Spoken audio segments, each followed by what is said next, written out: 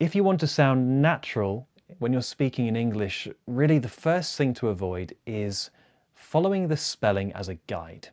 Watch what happens if I did do that with this particular phrase. The local social group. The local social group.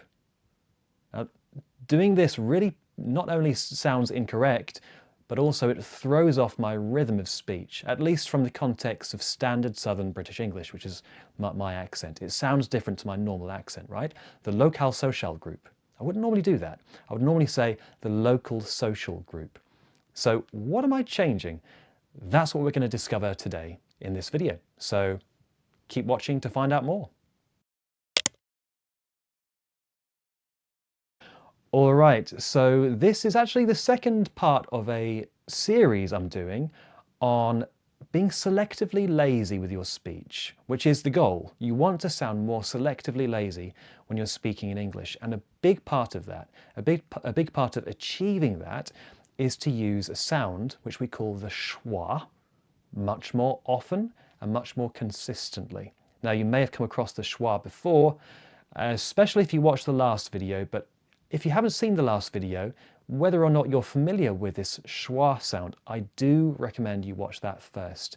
I will give you a thorough grounding in what the schwa is, why it's important to work on for rhythm of speech, for being understood, even for getting your message across.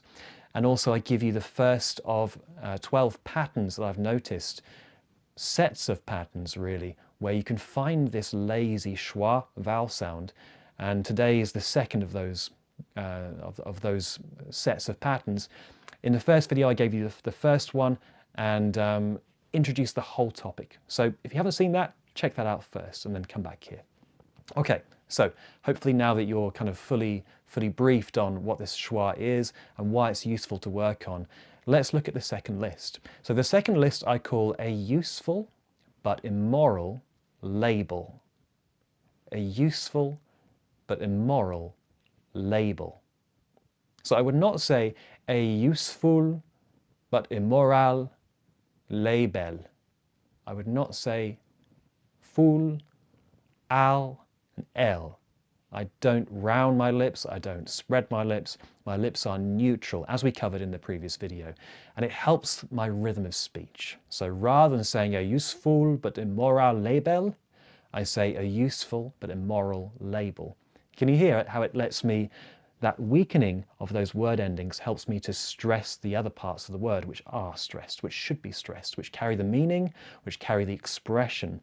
So a useful but immoral label. Yeah, you want to condense those word endings, but instead expand on the previous parts which are more stressed. Useful, immoral, label.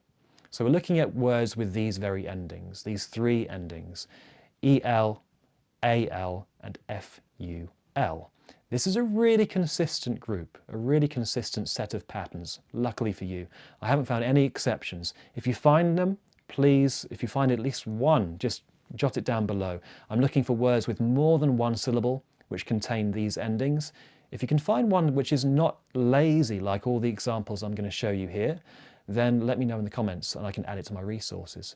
I always put exceptions on my website too with audio. We'll talk about that in a minute, but for now let's look at some examples, and first I'm going to teach you a bit of a trick I sometimes use with my coaching clients on how to get this schwa as lazy as possible.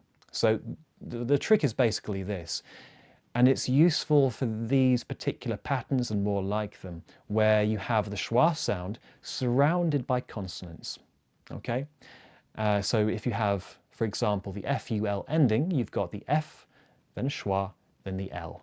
Yeah, F, schwa, L, or F, all, F, all, full, full. And it's debatable whether or not there's even a schwa when I'm sometimes doing this. In the dictionary, you might notice with some of these dictionary entries with some of these words, you might notice the schwa is in brackets. Now, what's that all about? Well, basically it means that some speakers don't even use the schwa at all. And this is very true for many words in this particular list. It's not true for all of them, but it is true for some. So my coaching tip really applies to words like this, where the schwa vowel sound might be removed entirely, and doing so is perfectly clear and perfectly natural. Native speakers do it all the time. So the trick is this: if you have a consonant and then a schwa and then another consonant, a good trick is to imagine there is no schwa there at all, and instead you want to move efficiently and directly from the first consonant to the second consonant. For example, in label, move from the b to the ul immediately. Bull, bull, label. So doing so is going to help us avoid, hopefully, overpronouncing that particular vowel sound and spreading our lips or rounding our lips, depending on what the word is, too much. So we want to keep our lips completely neutral. We could do the same thing for the other examples. So for social, I can go straight from sh to ul, shul, shul. Yeah, directly from one consonant sound to the next, with not much in between. Shul. You might notice for consonant sounds, there's always some kind of block or some kind of obstruction happening inside the mouth, as opposed to vowel sounds, even the schwa, where there is a degree of openness to them. So you want to go from one more closed sound to another more closed sound. Bull, shul. We could even apply this to the previous list, connect completely, right? To move directly from k to n, connect. Now we do want to keep the vowel sound here. We don't want to, in this case, unlike today's list, there should be a vowel sound there. Nonetheless, the exercise, the tip might still work for you to aim to get it more neutral, more lazy. Aim to get from the k to the n as directly as you can, with a little vocalization, a little voicing in between. Connect, connect. Or the C to the M, with a little vocalization in between, but only a tiny bit. Completely, completely. So why are we doing this? Well, basically because if you're putting your focus on solely, only moving from one consonant to another consonant sound, you're not even focusing on making a schwa vowel sound, or a O, or a U, or an E. You're not thinking about the vowels, you're thinking about the consonants. That's where your focus is.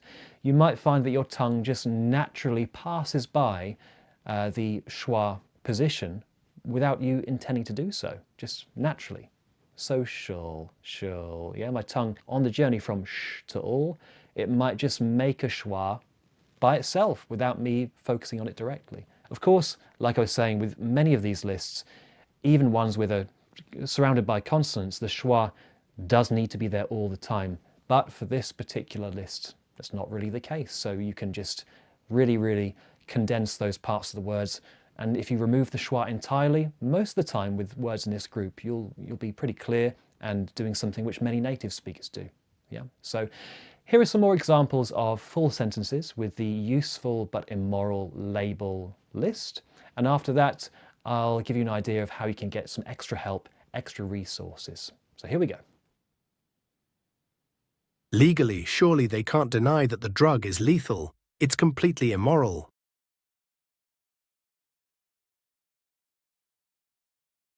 Are these decimals equal? The local social group are organizing a trip to see a new musical.